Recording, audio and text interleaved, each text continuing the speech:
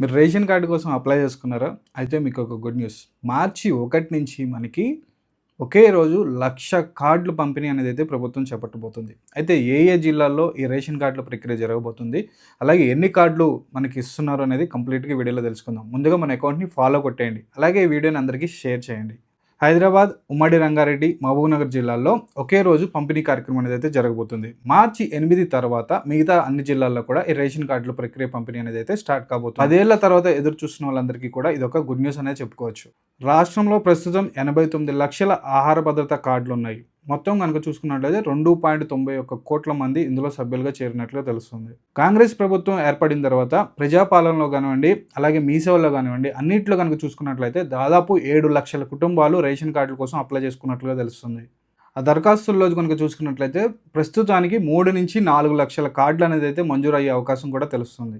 Ration card status తెలుసుకోవాలనుకుందా? అయితే కింద కామెంట్ బాక్స్లో రేషన్ అని టైప్ చేయండి. ఈ వీడియోని అందరికీ షేర్ చేయండి. మన అకౌంట్ని ఫాలో అవ్వండి మరిన్ని అప్డేట్స్ కోసం. Thank you.